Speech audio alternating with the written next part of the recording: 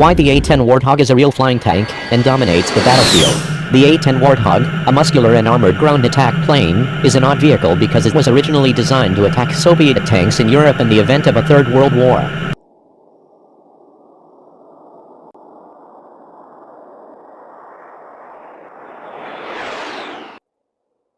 Thankfully, that conflict never occurred.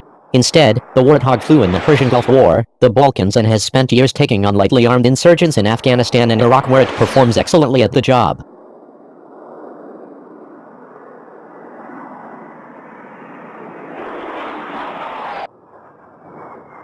Particularly in Afghanistan, given the length of the war and the A-10's predominant role, it might not be a stretch to say the Warthog is bound to it in the way the Il-2 Sturmovik and Ju-87 Stuka were to World War II.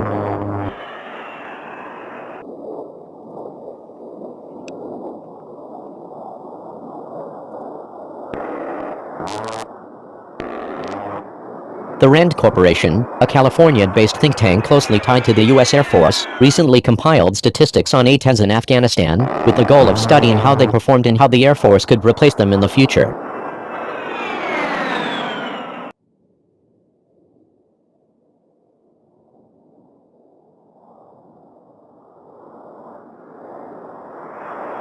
It should come as no surprise that as the war continued, the A-10 took on a larger share of missions, comprising one-half of all the CAS, close air support, missions, despite representing a small fraction of the total aircraft in theater, according to RAND. Warthogs also began striking targets across a wider span of the country as the Taliban's reach expanded. 4-2 Jedi, good hit.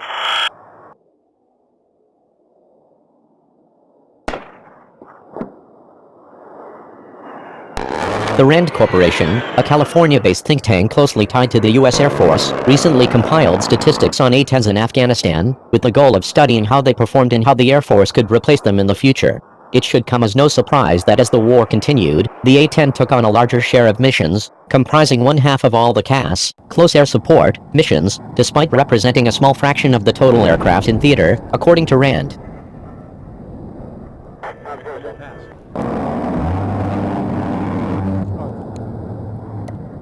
Good hits. Warthogs also began striking targets across a wider span of the country as the Taliban's reach expanded. The Warthog also killed fewer civilians than other manned aircraft, which RAND suggested is due to the accuracy of the A-10's cannon and its smaller destructive radius than aerial bombs. Not one flight.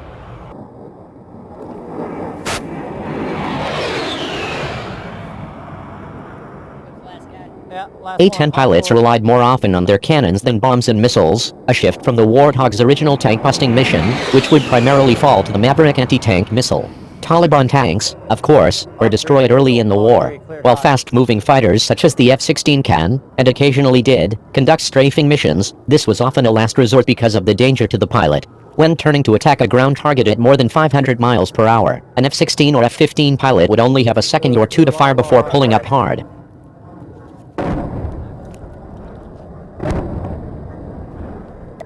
Dash 4, cleared hot, sort north, south. Correction, sort north.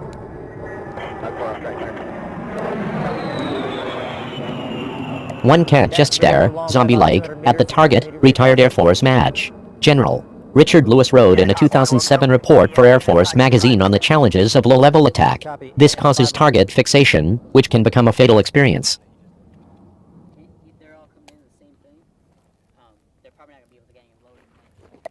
Hog 1, this is Jag 7. We're going to go ahead and engage Artie this time.